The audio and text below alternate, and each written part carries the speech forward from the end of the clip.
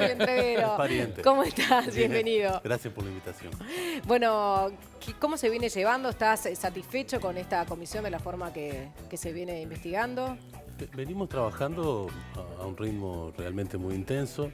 Es enorme la cantidad de documentación que se ha solicitado a ANCAP, básicamente, como el ente involucrado. Por lo tanto, el régimen de trabajo, el conjunto de información que venimos analizando, nos ha implicado un funcionamiento muy importante de la comisión y lo venimos haciendo en base a lo que habíamos planificado. Por La lo tanto, oposición dice que hay motivos para hacer denuncias, etcétera, etcétera. ¿Hay algo que a ti te haya llamado especialmente la atención, que te haya sorprendido que no estuviera previsto?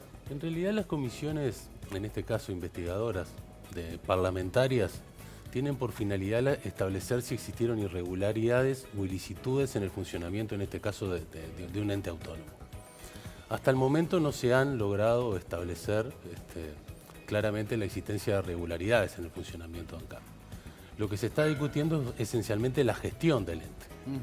No es el cometido de una investigadora parlamentaria la discusión sobre la gestión, porque en toda gestión va a haber distintas visiones, hay temas que siempre son opinables.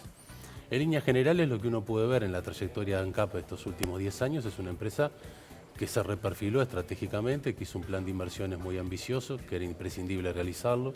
¿Eran necesarias esas inversiones? Y eran imprescindibles porque durante mucho tiempo no se había invertido en las empresas públicas. Las empresas públicas han cumplido un rol estratégico estos últimos años, explica en buena medida el crecimiento de la economía. Y ANCAP invirtió en el último quinquenio, solo en el último quinquenio, 800 millones de dólares en áreas estratégicas. El ministro de Economía, Daniel Scioli, ha dicho sobre esas inversiones que no han tenido los retornos que se esperaba y que por eso ANCAP está en la situación deficitaria que está hoy.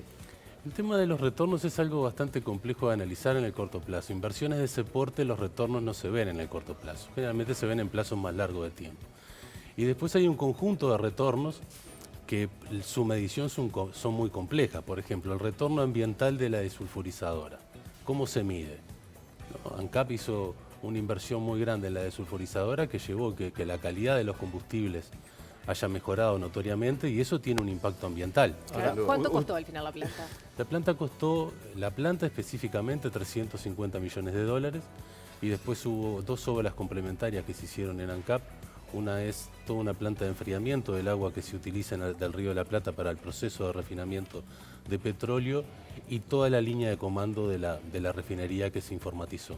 ¿Eso era más de lo que se calculaba al principio que iba a costar? Sí, era más. En realidad y también a veces hay una polémica que es inconsistente. Ya en el plan estratégico del 2010 se establecía que la del sulfurizador iba a costar en el entorno de los 320 millones de dólares. Usted dijo que uno de los cometidos de la comisión es determinar sobre la gestión, apuntar al tema de la gestión. No es el cometido de la gestión. Pero identificar si hubo una buena o una mala gestión. Usted dijo que no era buscar si había causales de delitos.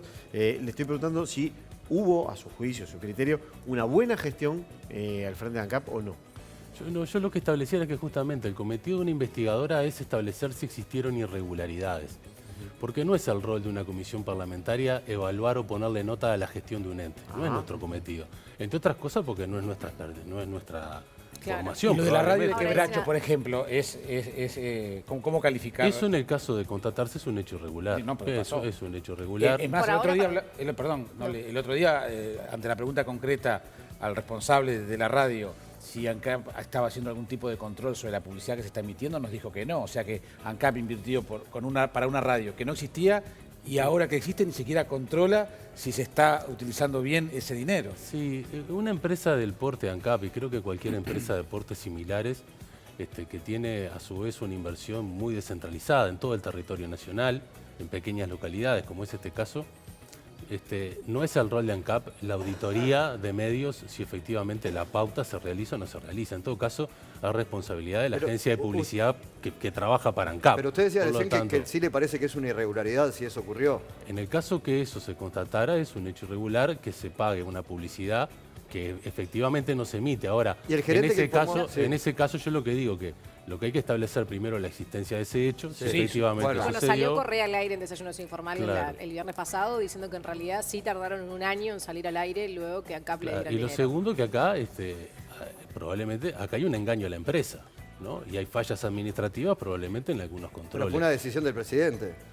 Sí, fue una decisión del presidente, pero no es función del presidente controlar si esa radio emite o no emite. Está bien. Por eso No, me parece está que bien. hay todo Ahí un tiene- proceso. Pero el gerente de decía que ese tipo funcionamiento. de decisiones se tomaban 1 o 2 veces por semana. Eso dijo en la comisión, según ha hecho. No, pero ahí estaba haciendo referencia a otras cosas, que es muy grande la cantidad de pedidos que vienen en una empresa como ANCAP, de donaciones, de distintas instituciones, y que claro, claramente 1 o 2 veces por semana se están tomando decisiones de apoyo a distintas instituciones ¿Ese debe en ser todo el el rol país. de una empresa como ANCAP? ¿O llevar el combustible más barato posible y de mejor calidad a los surtidores? Yo creo que el rol de ANCAP es llevar combustible de calidad, que de hecho lo está haciendo al mejor precio posible en base al esquema que tiene el país desde el punto de vista tributario.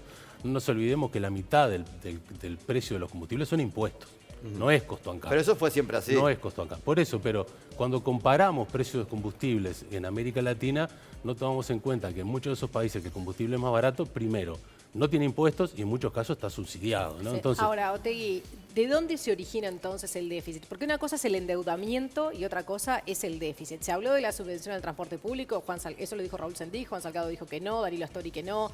Astori además dijo que el Ministerio de Economía en su momento había avisado que los números no estaban dando bien. sí, yo creo que ahí, lo primero, lo que dijo Sendic, lo que estábamos charlando hace un rato, ¿no? Que hay un componente del precio de los combustibles que lo ocupan impuestos o en este caso el subsidio al boleto. No que eso explicara el déficit de ANCAP. Creo que hay una mala comprensión de lo que en ese momento relató Raúl Sendic. El tema del déficit de ANCAP tiene dos componentes. Básicamente el principal es el endeudamiento. Ese endeudamiento es el plan de inversiones que ANCAP desarrolla, esos 800 millones de dólares, fue una decisión del gobierno nacional. Por lo tanto, ANCAP tenía que invertir 800 millones de dólares en el quinquenio en base a un plan estratégico aprobado por el Poder Ejecutivo. Esto lo aprobó el Ejecutivo. Cuando digo que lo aprobó el Ejecutivo, lo aprobó el Ministerio de Economía. Por lo O tanto, el presidente Ministerio- Mujica, porque el Ministerio de Economía se separa un poco ahora de esas inversiones. No, pero lo que establece por lo menos Roberto Kramerman cuando concurre a la comisión es que eso era parte de un plan estratégico de cambio de la matriz energética en el Uruguay, donde había aportes muy importantes desde un conjunto de empresas públicas, UTE, Antel y particularmente ANCAP, y que estaba establecido en ese plan estratégico que ANCAP iba a invertir 800 millones de dólares. Por lo tanto, esa fue una decisión del Poder Ejecutivo. Ese nivel de inversión necesariamente implica endeudamiento. El endeudamiento tuvo dos componentes. El principal, ANCAP se endeuda para realizar esas inversiones en base al acuerdo que tenía con PDVSA. Ese era un excelente endeudamiento porque la tasa en dólares era del 2% anual. Eso no se consigue en el mercado. Por lo tanto, el endeudamiento con el convenio del PDVSA permitió hacer las inversiones. ¿Qué sucede? A partir del año 2011, ANCAP empieza a endeudarse ya con el sistema financiero nacional para lo que es la producción. Y eso es porque a partir de los 2011 no se reconocen en el precio de los combustibles un conjunto de aumento en los costos operativos que tuvo la empresa. Básicamente dos: los costos de distribución y los costos ANCAP.